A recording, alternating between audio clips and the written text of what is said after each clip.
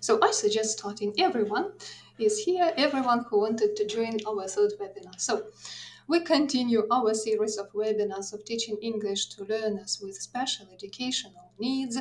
I hope you can hear me well. And our third webinar is connected with teaching English to students with autism or autistic spectrum disorder. The webinar, just like the previous two, is conducted in Skovoroda Hub. I will share the link as always.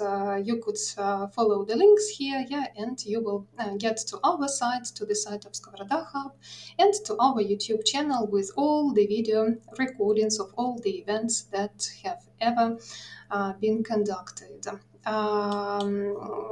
The speakers are the same, me, Olena Чухно, and my colleague Olena Chehratova. And we are ready to start our third webinar. The agenda, so I would say that we are consistent in our agenda. We are going to analyze the notion of autism. We are going to trace the history of creating the symbols which represent autistic people. I will present a set of features. You can use them to recognize autism in your learners. We will also discuss some tips for teaching students with autism, and Olena Andreevna will present a set of digital tools you can use for teaching and autistic students can use for learning. So, what is autism? How can we define this disorder? Autism spectrum disorders, in the plural, you have noticed that, are a diverse group of conditions.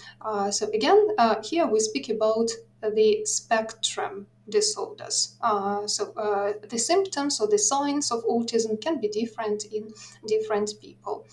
But we can see that these conditions are characterized by some degree of difficulty with social interaction and communication.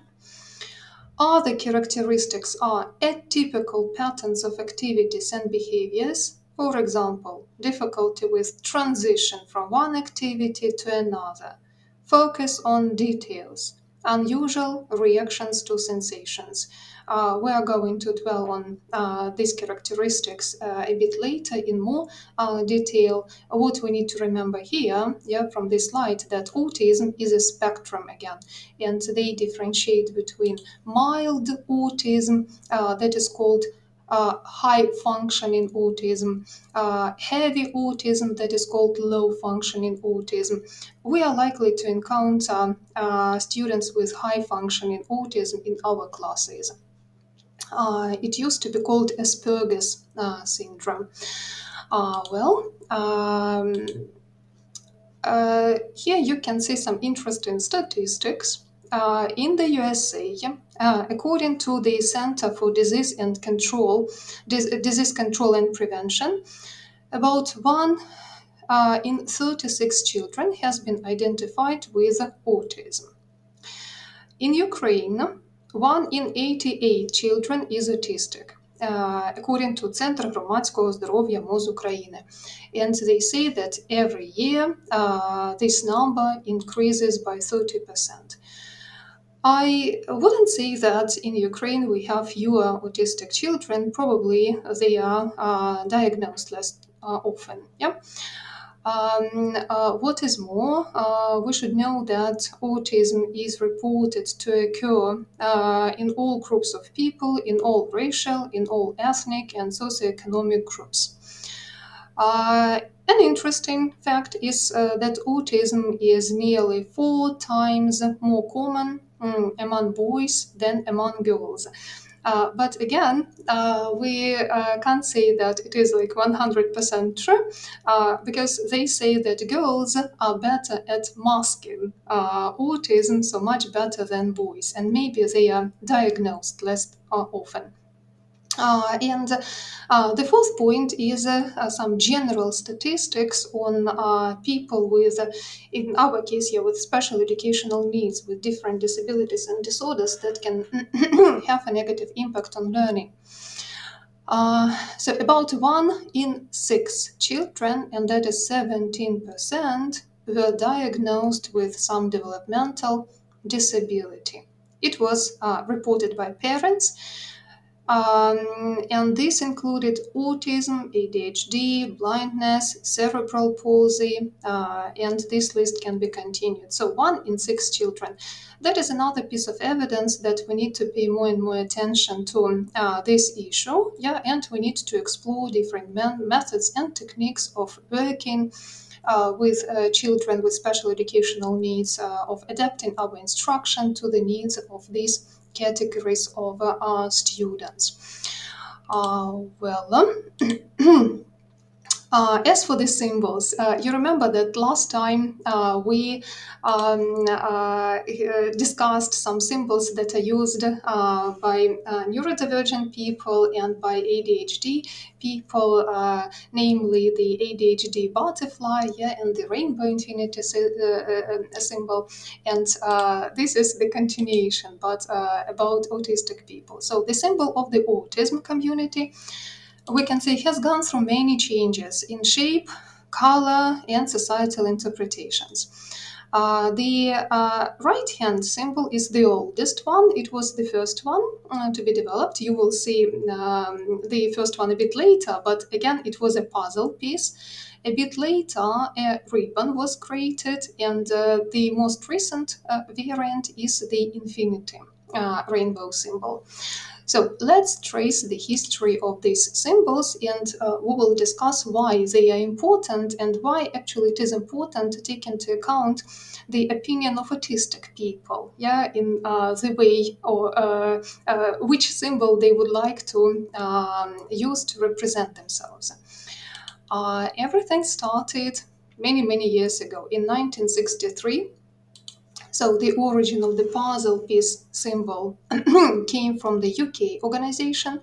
It was called the National Autistic Society. And this symbol was created by Gerald Gesson. He was a non-autistic board member of the organization, a non-autistic person. He believed that autistic people suffered from a puzzling condition, puzzling to themselves, puzzling to those who surrounded them, and they decided to adopt a logo of a puzzle piece with a weeping child. You can see this picture.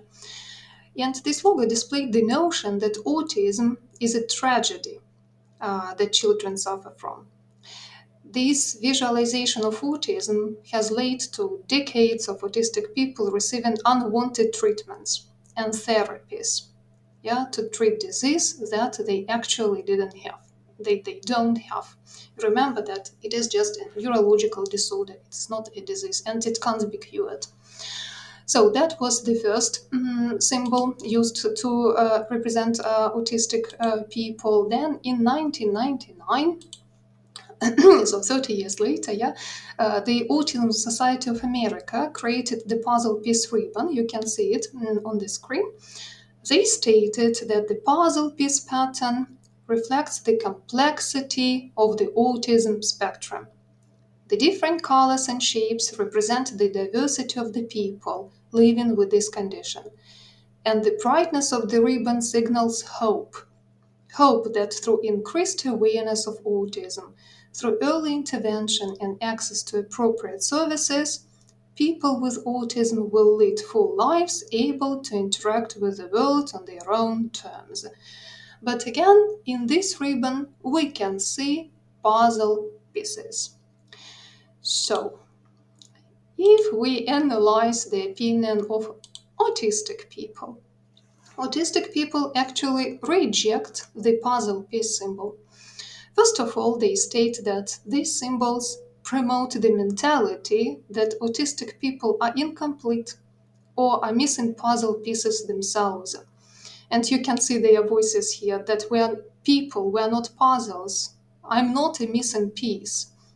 And finally, the third one, nothing about us without us. The third statement, this third opinion appeared because the previous two symbols the ribbon and the puzzle piece were created by non-autistic members of those societies, so actually without the involvement of autistic people.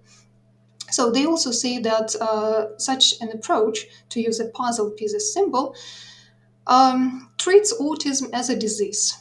It means that autistic people need to be treated and cured, although this disorder is incurable.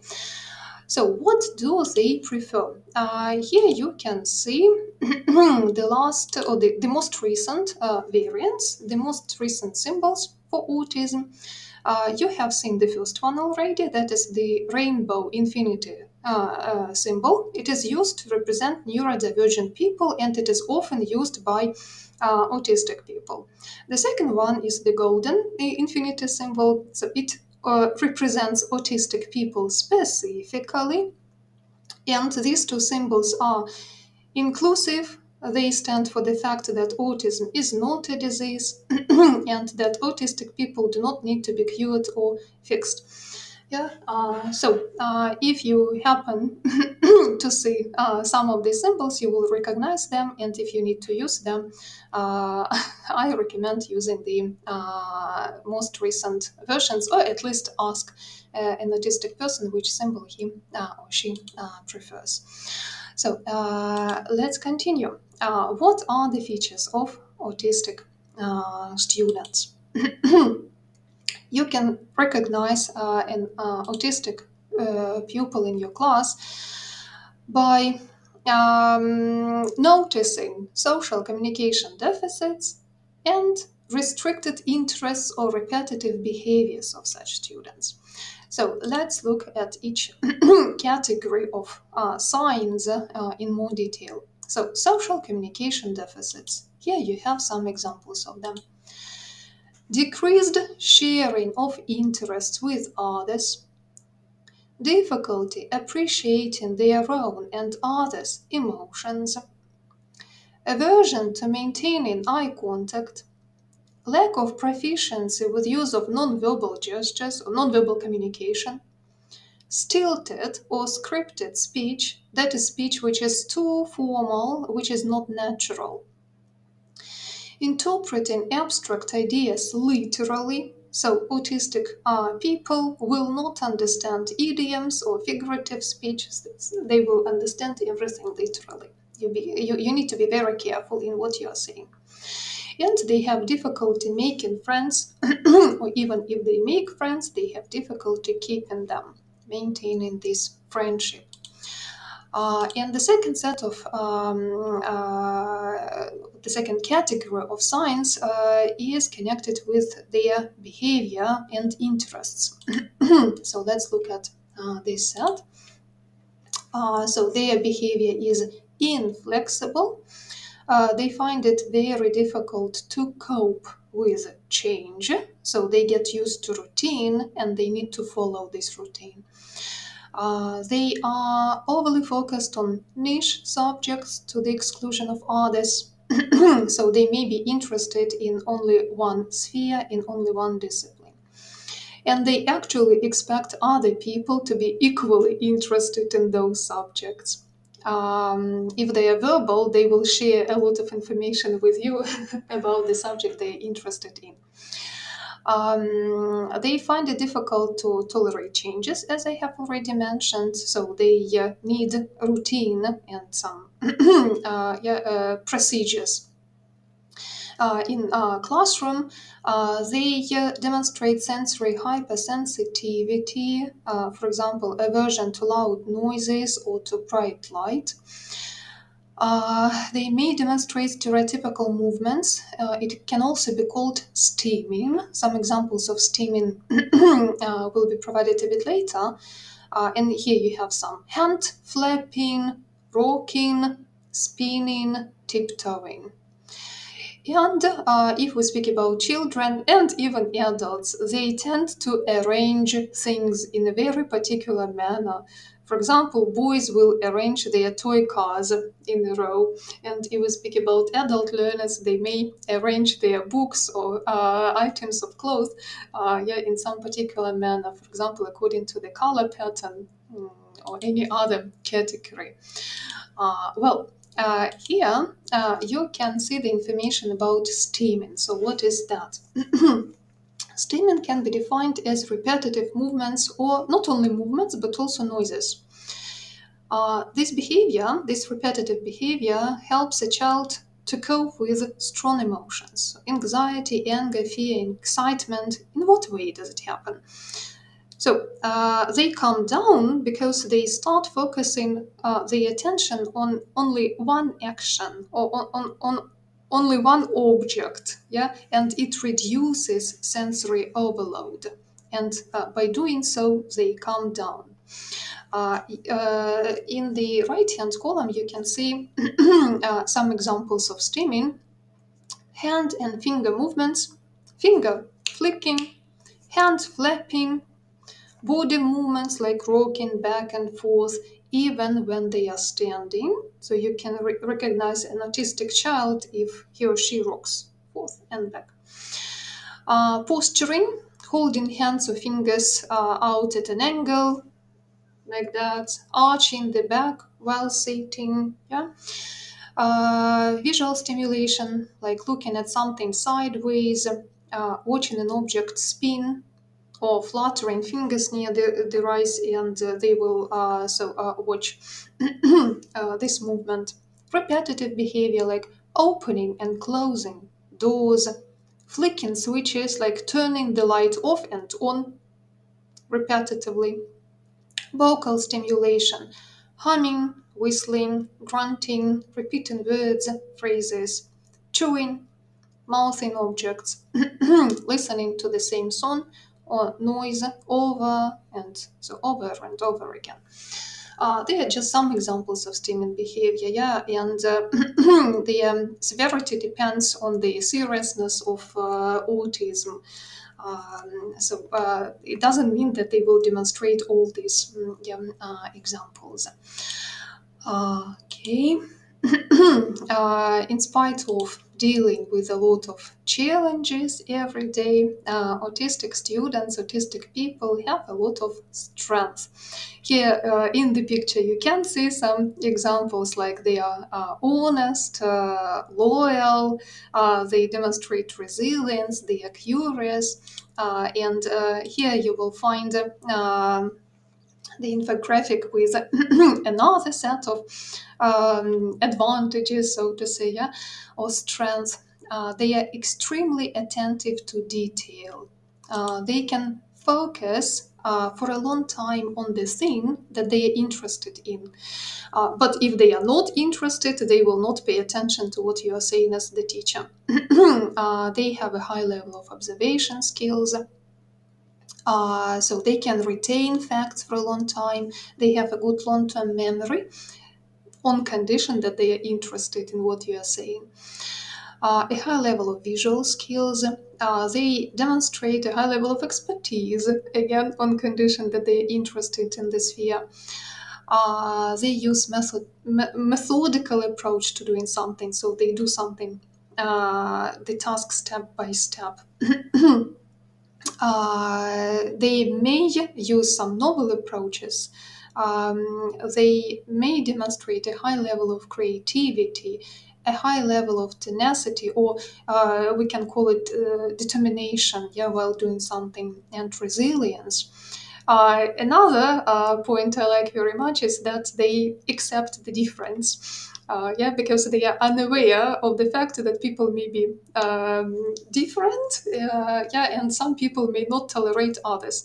They will actually, they will not judge others, and they may even question norms. You can recognize an autistic child by observing his or her interaction behaviors. So this child will communicate to the teacher and to his or her peers in the same way. So without being too formal or too informal, yeah.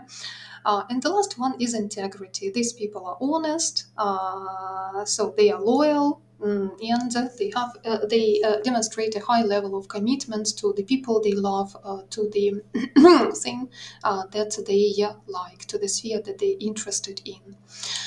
So they are the advantages, and we need to take advantage of these advantages, yes, of this strength of autistic people, because it will help them a lot. So if you need to teach them English in our case, yeah, we need to choose the topics they're interested in, and only then they will be focused, they will be able to focus on what you are saying, or on what they need to read. Okay, let's go on. I suggest watching a video. This is a story of Connor. He is a high-functioning autistic child, and he will tell his story. He will tell us about the difficulties he encounters every day at school and home. And actually, you are likely to have some high-functioning autistic students in your class, because there are more and more children who belong to this category of learners. So 1 second.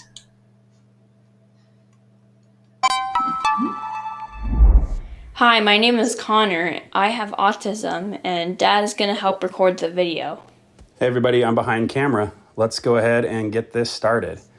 Okay, Connor, some people call what you have high-functioning autism, or it used to be called Asperger's. What do you prefer it to be called? Asparagus and burgers. I usually call this like a light autism. My little brother has like heavy autism, so that's what I like to call it. Okay, why don't you tell us a little bit about eye contact? What do you think about that? Is it something you've struggled with a little bit, or is it something that you don't struggle with?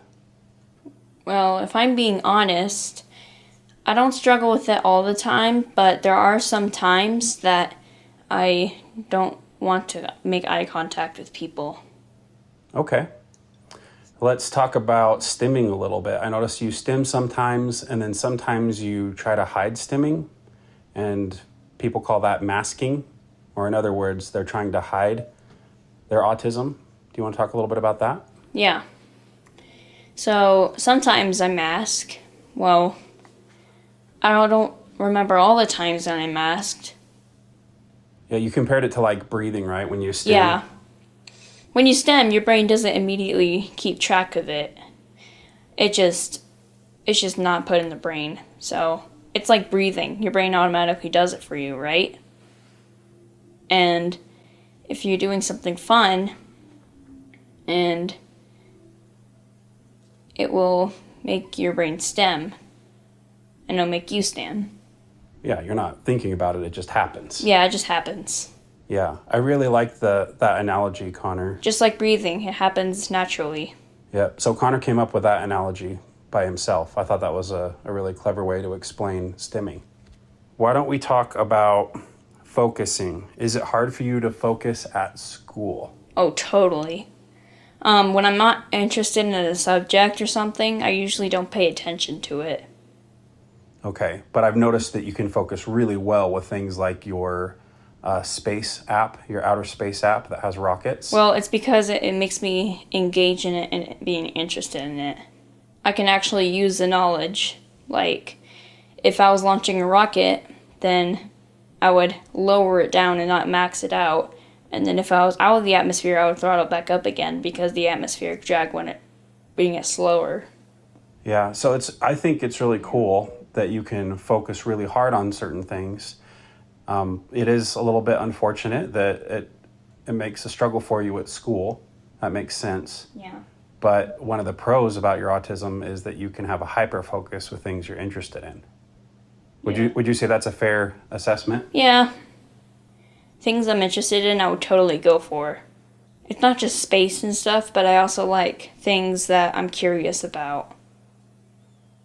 Like, okay. I don't know, whatever things that make me curious. And do you like that aspect of autism? Yeah. Yeah, autism can be a good thing, right? Yeah. there's a good and bad side of autism. We talked about that in the past. I wanted to mention to people about clumsiness or, getting hurt a lot, tumbling down, falling. It's called dyspraxia. At least I hope I'm saying that right. But basically, dyspraxia is where you have a hard time with coordination, with motor skills.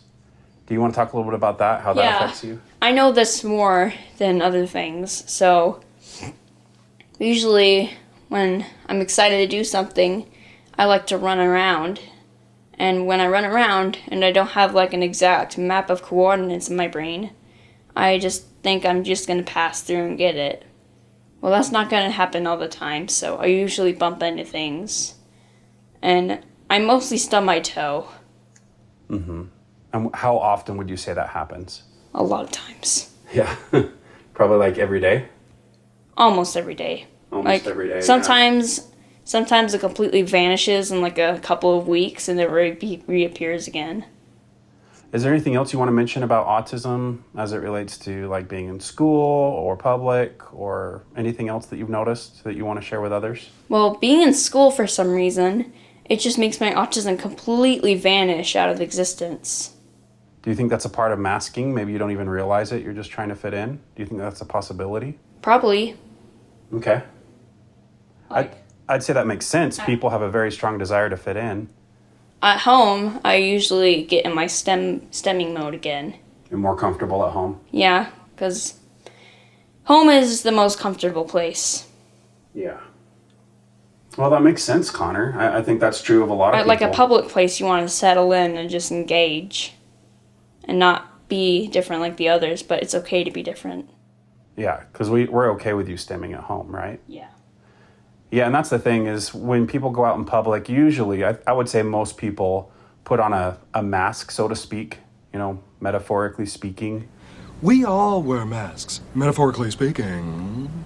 We all kind of put up a front. The way we want to be perceived by others, I think, is very important. But when we're at home, we're comfortable, we all kind of let our guards down. And I think that's probably how it is. I think that's like a natural thing. Yeah, and I think that's how it is for you with autism. Is that true, would you say? Yeah. Like when I'm at home, I'm totally more comfortable and relaxed. Well, awesome, Connor. I think we covered pretty much everything we wanted to talk about. Mm-hmm. So we have finished. What signs of autism did you notice in his behavior even in this video? Yeah, we can notice some. And what signs did he tell us about? So what do you remember? Vika, what do you remember? So throughout the video, he's swaying on his feet a little bit all the time. So he's probably like stimming throughout the video, I guess. Yeah, he is also trying to control his emotions, and he says that this behavior is natural, unconscious. So he doesn't control what he is doing. Yes, so, he said it's like breathing. Yes. Yeah. Okay. Any signs that he demonstrates at school, home? No, he says that he can be totally focused on what he is interested in, and nothing can disturb him. Yes. On the other hand, he can't focus on something that he is not interested in. Yeah. Yes. The teachers find it difficult to deal with him. That is true. What was mentioned, and it is also a very important fact, is that autism can be accompanied by some other learning difficulty. He mentioned that he also has dyspraxia. We discussed dyspraxia at our first webinar. Yeah, but autism can go hand in hand with dyslexia. It means that when you have a high-functioning autistic child in your class, you should also look for other symptoms, for the signs of other disorders or difficulties they may have in learning. So that is an example of a high-functioning autistic child. Usually low-functioning autistic people are taught at separate education institutions, so we're not going to have them in our classes. That is why I have decided to choose only this video. Well, and he also mentioned masking, that when he goes out, when he is at school, he says that his autism vanishes, so to say. Yeah, that is because he learned how to mask these signs, and when he is at home, so he feels comfortable and relaxed, and he starts demonstrating, exhibiting this natural behavior, and stimming is one of one of the examples. So let's go on. Another quiz for you. So fact or myth? The first one: children with autistic spectrum disorders cannot form loving relationships or cannot love with the same degree of warmth and intimacy as others. So is it a fact or myth? Well, probably I won't be able to understand your emojis here. Myth. Yeah, this one will be a myth. Okay. Let's check. So we are right. Then children with autistic spectrum disorders can't learn the fundamentals of relating, communicating, and thinking. So the best you can do is try to teach them to change their behaviors. So we need to teach them to change their behaviors. Okay, that is a myth, if I'm not mistaken, if I understand you correctly. Okay. Number three.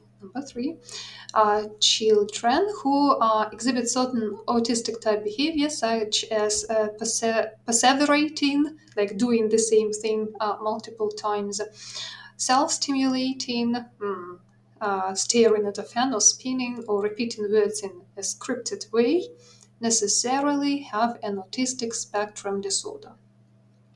Fact or myth? Myth. Probably yes. Yeah. Let's check. Yeah. Sometimes we do that.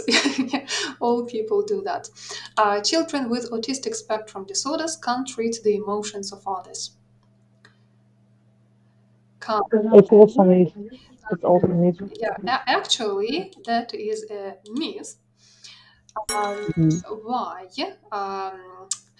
It seems that the symptoms, the signs tell us that they can't do that, but actually they can.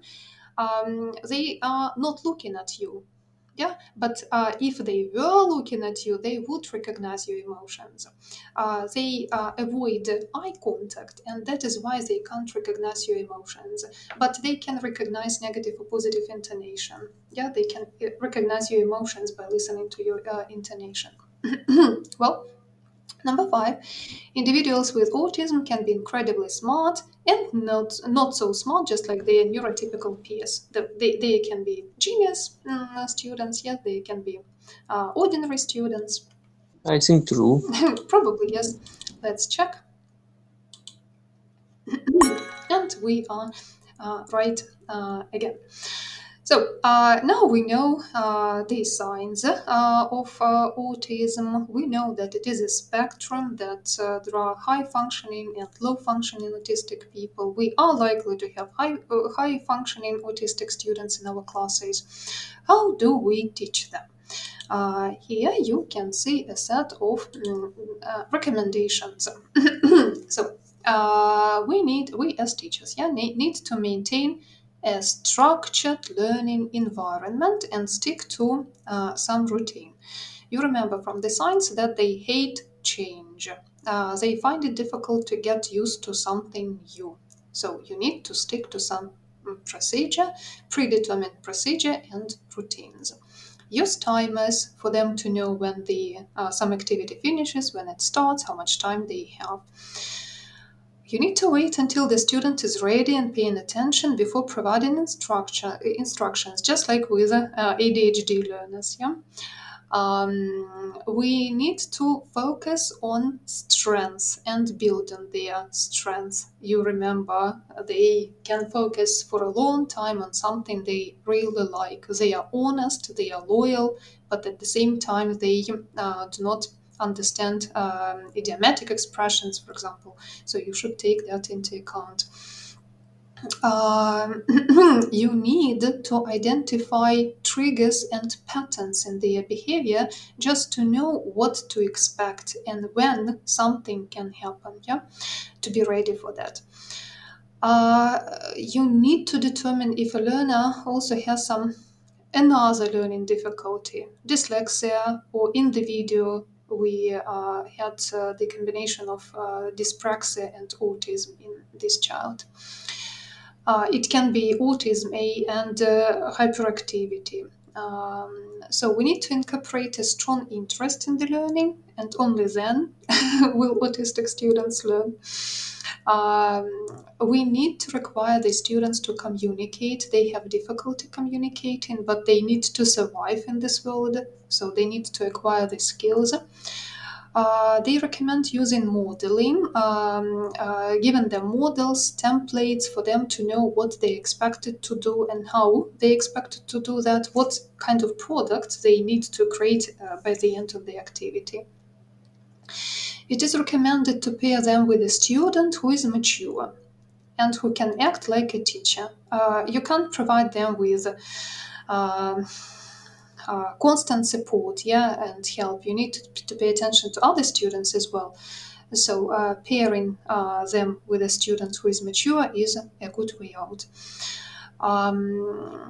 We need to use a set sitting plan and preferably sit this child closer to you for him or her not to get distracted and to receive more help. We need to use visual support for provide them with visual support for instructions and schedules. We need to provide large spaces and comfortable seating that allows moving around. Again, because autistic students may also have ADHD, and this stimming behavior can also disturb other students, so they need more space than mainstream students. They recommend providing instructions in both languages, the native and the foreign language they are learning. We should be prepared for a longer silent period. It means that if they are just starting to learn the foreign language, it will take them more time to produce something. So they will. It will take them a lot of time first to perceive, perceive the information. That is like the passive period of listening to the teacher.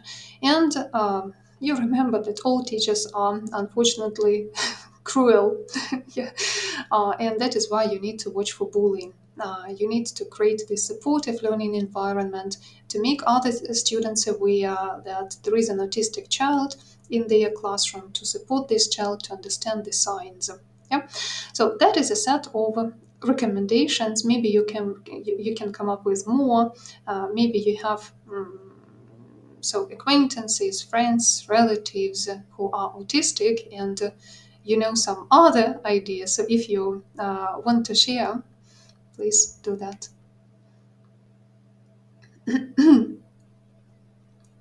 So these are the recommendations that I have managed to collect, but still this list continued. Oksana, you're welcome.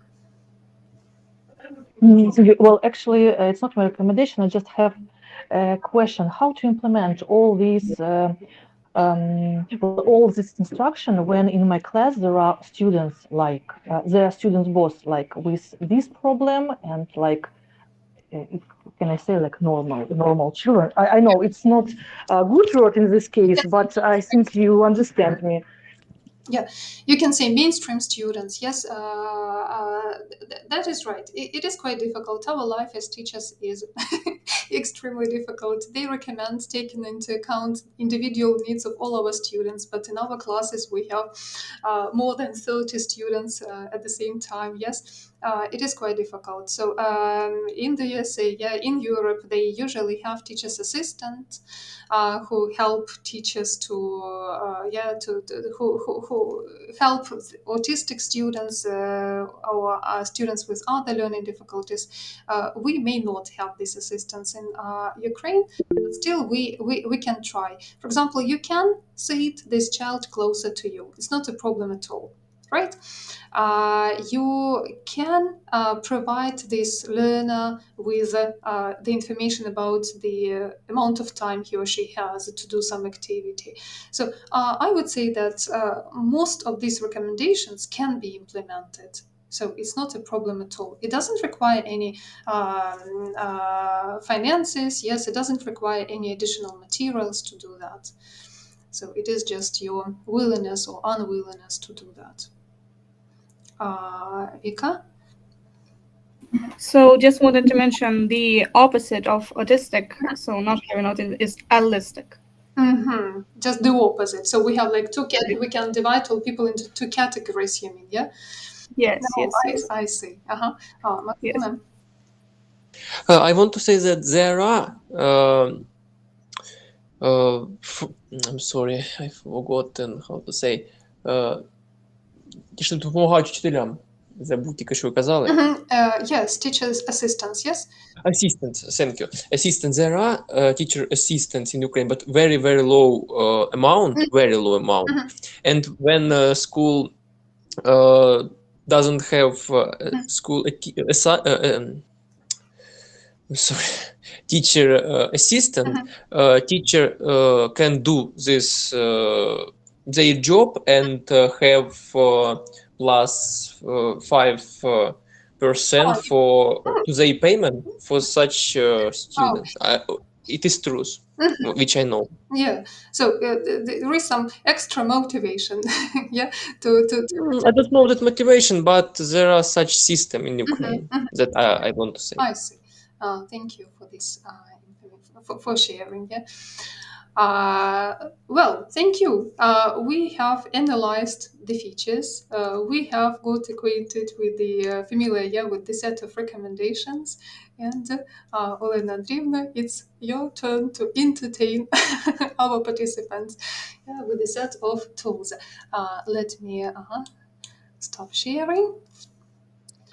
I'm ready. Once again, hello. And I'm going to share just the screen, and then we are going to discuss. So the first thing that I want to mention here is that especially while while searching for the tools, this particular webinar, I encountered difficulty of the things that most of the materials that they offer are not free of charge, which is kind of I wouldn't say unusual, but I think it's not fair because they offer quite a lot of. So if you start searching for some specific materials, for adapting materials, for I don't know, teaching, reading, teaching, listening, and so on and so forth, there are a lot of apps, different apps, but all of them are paid ones. So you will have the best option that you will have a month of free trial, and then you will have to pay money, which again, I think it's not quite fair because with the statistics that we have seen, it has to be at least half of them are to be free of charge, especially if you are, for example, a teacher and you need those materials, and they price obviously varies a lot, but still, if you need several apps, so to say, you won't pay money for all of these things. So it's a little bit unfair. It's just an observation, but unfortunately, we have what we have. So we are to deal with whatever things that can be found. One more additional comment here is that most of the materials that we have presented in our previous webinars might be used here for autistic children as well, because all of them are connected with giving some additional with extra help, so to say, but here we have found some additional stuff. So let's discuss, and as you can see, there are more resources. I even have like two different parts for resources than for everything else, just because if we are talking about games and with management stuff and with exercises, as I said, they mostly would be, you would have to pay for them. So let's discuss the resources, as we have a lot of them, and some of the other tools might be repeated. So here is a tool. It's called free. So we can guess that we are talking about free resources. And here you can find a lot of different printable materials. That is not like life-saving boat. You won't use it for everything, but they offer, if you really need it, and you can actually use it for mainstream learners as well, you can use a lot of different download some resources that can be applied to classroom management stuff, or they can be used as just a plan or for managing the emotions, because as we again have heard today, it's kind of an important stuff when people, children need to understand their emotions and the emotions of other people. So, for example, if we look, this is not about the emotions, but still, that is one of the materials that you can find here. You can have some folder. They have a lot of similar stuff. So they have some folders. You can print a house, you can print the birds, and you can put this little person here inside, outside, and so on and so forth. It might not be a person. So here you will have a lot of different cuts and materials. And once again, you can use them. It's always fun for any learner, mainstream learner as well, to have this card, if it is possible, to have this card in their hands and put it somewhere on the house, in the house, beside the house, and so on and so forth. But here you will have several options, like a cave, a car, a dog kennel, whatever. You can use them, and it would be a fun activity for everyone. An additional thing here is about daily plans. This one, the one I have found, is kind of an old one because you can see the years here, but who cares about the years if you can have the dates? Nowadays, again, it's more common to use some kind of digital tools for planning, which we have already discussed, but you can just use an app on your phone, or an app or a learner's phone to mark something in this case. Or if it is an offline learning, you can print out this calendar or any other and marks a specific date for a specific assignment, because as we know, especially high functioning autism students, learners, they need to understand when there is a deadline. Then these are all the material from this site, from this resource. Just a second. So here you can see like what there is a good idea. It is a good idea to set up a set of rules, but you can create those rules together with your students. So here is just help. So what can you bring to the classroom, or what can't you bring to the classroom? Here there are some like hints, help. You can use the same things here, and you can learn the names for these words, how to name them, where to use them, and in which situation it would be fun. For example, if you are going to a birthday party, it would be nice to have a candy, but like not that cool to bring a slice of bread or a loaf of bread, but who knows? Yeah, so these just materials are to help you, and you can find a lot of them here. What I love also here is things like volume meter of your behavior. So, for example, if it is difficult for a child to express his or her feelings and emotions, and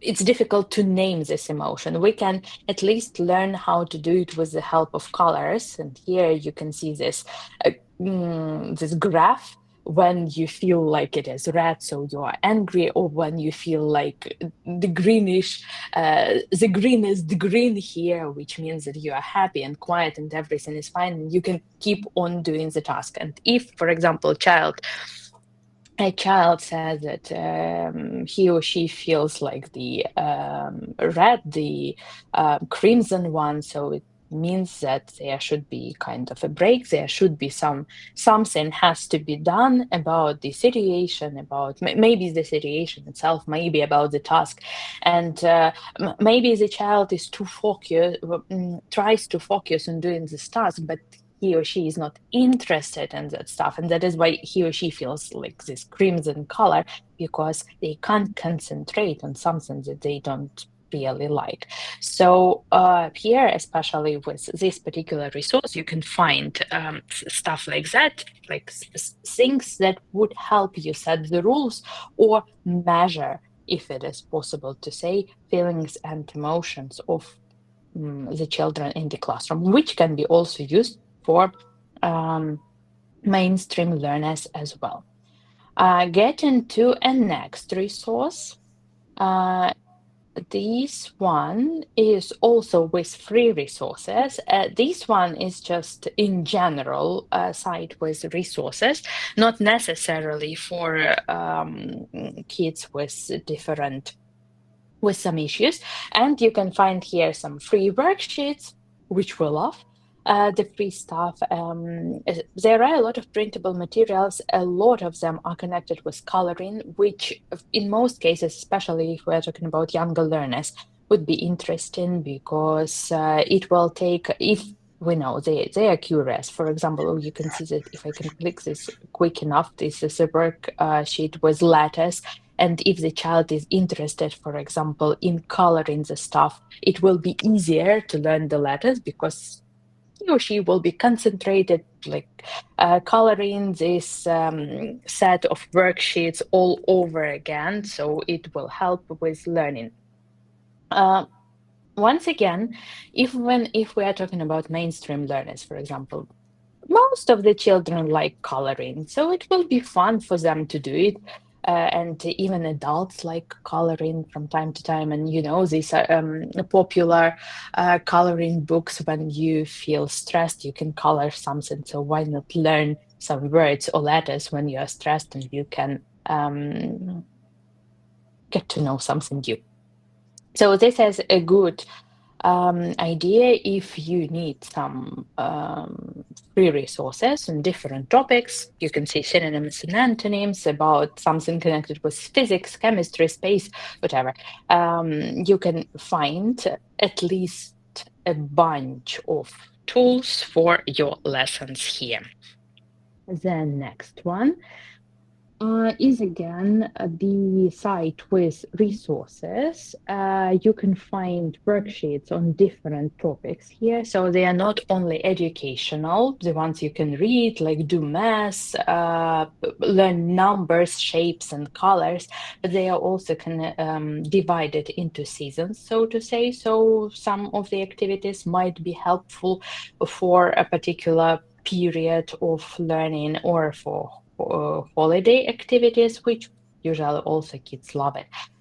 So these resources, let's again choose, because it's common. So the idea behind this whole tool is the same. You can find some printable materials, which resources that can be colored, that can be matched. I'm not going to answer all of them. If it is possible, you can read it. So and draw, graph, whatever. So there are a lot of options if you haven't used it. So it can be a nice tool for mainstream learners as well.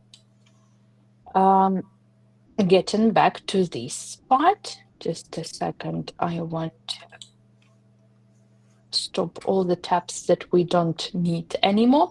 So here are two more resources we are going to discuss. The first one is here. This one, it doesn't provide a lot of tools, but there are some, again, tools for creating rules, I would say. There are not a lot of them, and not like there is a limited choice of free ones, but you can find something. So there is a tool for doing the alphabet. Again, it's connected with coloring and creating the letters. You can create some stickers. You can use just a second, like you can use some stickers from here, but we have already discussed it we discussed it the previous time. So there are some stickers. You can use it for woodwork, for something not that nice, for again something perfect, and you can create your own, or the learners might create their own. If we are talking about like not very young learners, the children usually now know a lot of different apps for drawing, for cutting digital images, for creating generated images. So you can do, with the help of all the students in the classroom, you can create this kind of stickers and this motivation system without using tools like that, the things that are offered. But if you need to do it, you can use a site and offer it. Created. And one more resource here is also free, again with printable resources for different grades, especially young learners, so to say. They have even some teaching ideas and worksheets. We're interested here in worksheets. Again, the idea behind this task is the same, so we have already discussed it, so I don't think we need to dwell into the topic for a long time, but you got a bunch of resources that you can use in this particular sphere. Now, what we are going to discuss is the classroom. As we have discussed, it's very important to have this management system, and previous time we offered a little bit more management system tools, but today I'm going to talk about the one which might be really, really stupid. Again, we'll talk about the one which might be really cool to use. This one, the Dojo class, because what is good here, once again, that you can choose different topics connected with not actually, oh, you can't see it. Why? Because it's a different tab. Now you can see it. It's not actually about learning, like adapting materials, although you can use it for adding to some particular topic, but you can learn something like mindfulness, which is important, or, for example, creativity. Although if we are talking about autistic children, usually it will be about creativity. They will be creative. Or you can talk about, let's say, respect or empathy, and step by step, not learning, but getting to understand what is happening. And I have already opened several tabs, like when we discussed that when the child doesn't know how to express his or her feelings and just can say, for example, that it's, I feel red or I feel blue or whatever, there is a cool task like calm corner. So if a child feels like, no, it's too much, the work is too complicated, we can do this calm corner thing. So just relax, have fun, or do some fun activities like here, or you can even get some kind of wheel of different mindful things and try to concentrate on something for some time. And there are a lot of pages, so you can, I don't know, cut these options, and instead of saying the emotion, just showing what it feels like. Not like I'm not angry, I'm not furious, but here is a picture of me trying to, I don't know, trying not to start a fire around. So these, just a second. And one more tab from this the same site is, for example, there are these monsters. They are always like this. That is the main monster of this app, and you can cut it out and you can dress the monster. You can again color the monster. You can add something to the monster what, as an English teacher, you can learn the names of the words, of the colors, numbers, and so on and so forth. So it's not mostly about learning, although if we're talking about young learners, it will be about learning, but also about adding, feeling, adding, and getting to understand what is happening. Then, getting back here, just let me leave all the tabs. We are going to talk a little bit about games. So the first game, which we have already discussed, this site, ABC YA, with different games. It's just an additional stuff for you to use. It's not only about monsters, maybe because I opened it the previous time it was about monsters, but we have, we haven't discussed this. Okay, let's try and play.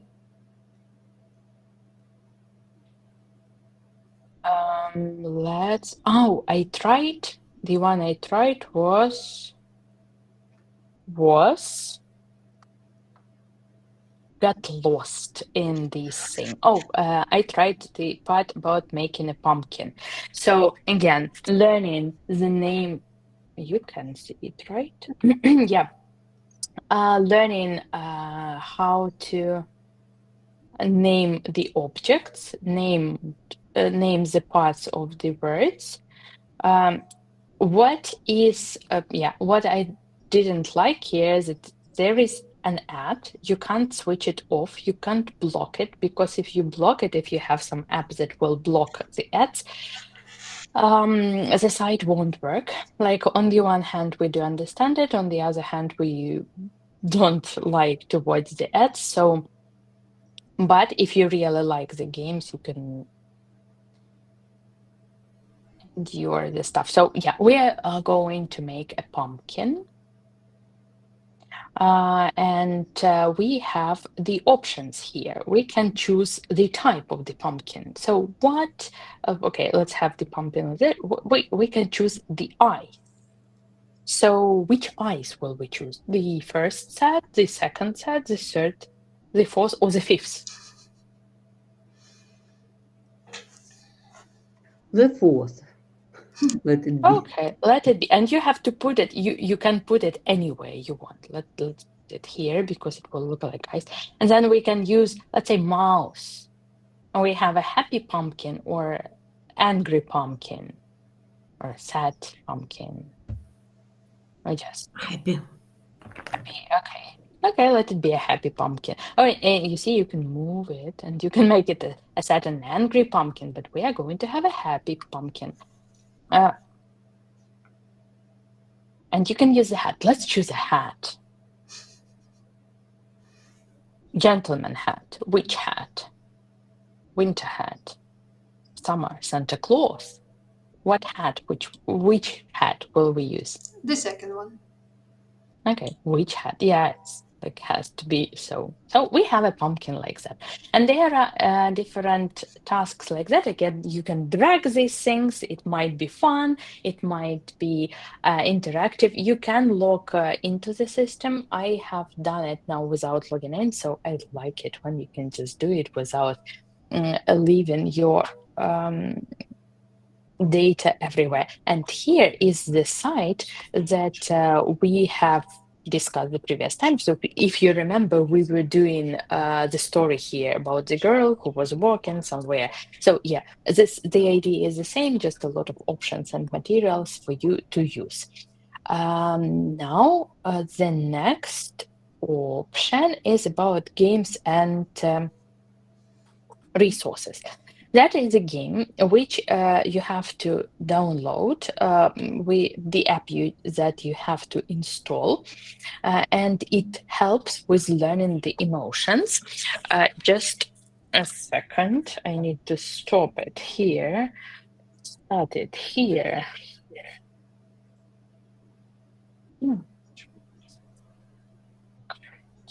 And I wanted to share the screen here.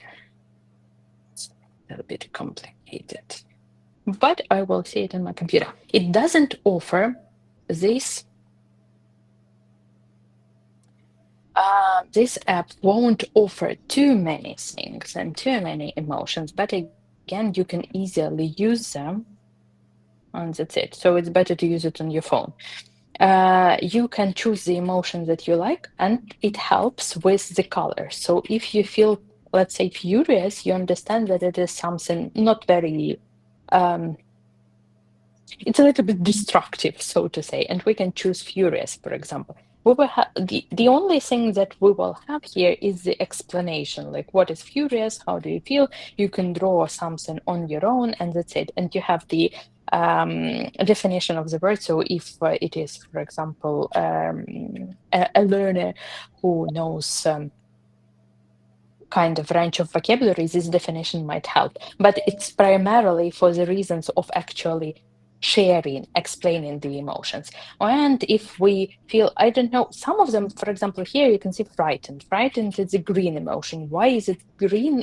I can't get. But maybe together with the learners, you can understand this point. Why frightened is green? Maybe because, I don't know, I haven't understood this option. So red is definitely something negative. Like blue, definitely something connected with being sad and gloomy. And then, so you can keep on, there are quite a lot of emotions if you can see it, and you can just use them as kind of signals to show how you feel. For example, if the child is upset, you will find this emotion, will learn the word that it is about being upset and unhappy and disappointed at the same time. And he or she can show you or send you a screenshot that he or she feels upset. You have to change something in whatever you're doing. Yeah. So just a second, I will drop it here, because actually at first I installed several games which they said were to be free of charge, and it appeared that they were not free of charge. So I kind of prepared at the beginning that I would show you a bunch of activities on the phone, for the phone or for a tablet, and it didn't work out. And one more game and resource is this site. Again, there are some games, and for educators there are some worksheets, so you can choose whatever you are interested in today or for that particular lesson. And sometimes for some particular apps, you will have to, like, you can download them or you can install them. For some activities, it's just about finding the resource that you need. For example, let's open self-awareness, because we have talked about it a lot. And then in some cases, there are some videos that might help you, and then there are some materials that can help, some hints on what to do, how to proceed in the lesson, what to do, which steps to use. So you can also use that resource. And the last point here, called exercises. One tool you might be aware of if you are a constant participant of our webinars, because we have discussed it. We have already discussed it, and it was like some time ago. Yeah, the point here is that there are a lot of activities which might be fun for a child, for example, and you can drag, you can play, you can click something on different topics, and it will be, if you managed to make the child curious or interested in this particular topic or in your subject, and we know that this learner will be extremely focused on whatever is happening in the classroom. Here you will have a lot of resources to let this learner be focused, like activity after activity after activity, and you can add your own activities here. For example, you know that the child likes doing, I don't know, these sheet maps or whatever. There are several types of activities. So you know that the child, the learner,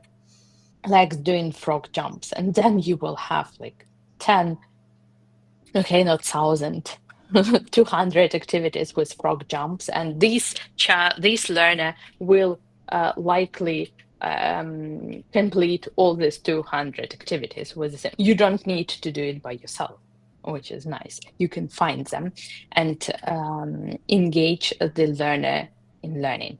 And the last but not least point here is it is considered somewhere, they said that it is mostly a tool for working with child with specific needs, but I think it's fine for mainstream learners as well. So there are some short stories, some articles, but it is for like not that young learners or for learners with some particular level. And again, if you participated in our previous sessions of webinars, you have seen something really close to that. And there are some free materials here. Let's choose this one, the hippo one. Hippo looks nice. So you can see how it will be viewed from a learner's point of view. You can add some instructions here. They can read the text and find out the meaning of some specific words, and they can listen to it. They can do some notes here. There will be a quiz. Unfortunately, once again, not all of the options are free of charge, but you can deal with that stuff. And you can out of these free options, you still can find some different levels here. That is why you can search for some interesting topic. Unfortunately, a lot of it is for a lot of stuff you will have to pay, but you can there is something in Spanish. If you are teaching Spanish, it can also help you. So these are like for more proficient learners, more proficient, so to say, but still a list of tools that can be, a list of materials that can be used in your classroom. But as we have already discussed, the most important part is to keep the learner engaged. And again, it's like one of the primary reasons for everything. You have to keep the learners engaged, and then they will do well, and they will learn a lot. So these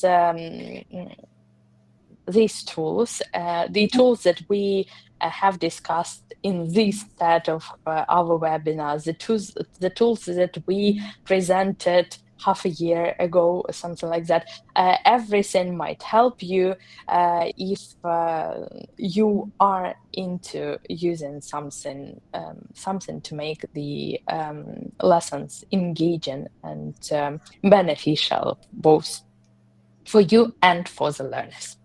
So that is it with the materials for today. Mm-hmm. Thank you. Thank you. Thank you so much. 1 second. Do not leave. 1 second, please. Olena Andreevna, thank you so much. The information is priceless. Yeah, we all need time to collect these resources somewhere in one place, and you have a great opportunity, just to find these resources that Olena Andreevna has already collected. So we are finishing, our webinars, but a little reminder. Одне нагадування ще разок. Якщо ви не були присутніми на всіх 3 вебінарах, ви зможете отримати сертифікат на 6 годин. Сертифікати на меншу кількість годин не видаємо, тому що передбачено 6 годин за 3 вебінари. Будь ласка, якщо ви не зареєструвалися, зробіть це, тому що я не знатиму, куди надсилати вам сертифікат. Я ще раз продублюю лінк на реєстраційну форму в чаті. Якщо ви не зареєструвалися, зробіть це сьогодні, щоб до кінця тижня я змогла оформити сертифікати. Це стосується, якщо мене зараз почують учасники, Дегтярьова Катя, не знаю, як правильно пишеться прізвище і не маю вашого імейла, і Смілянська Вікторія. Всіх інших я можу знайти. Будь ласка, зареєструйтеся.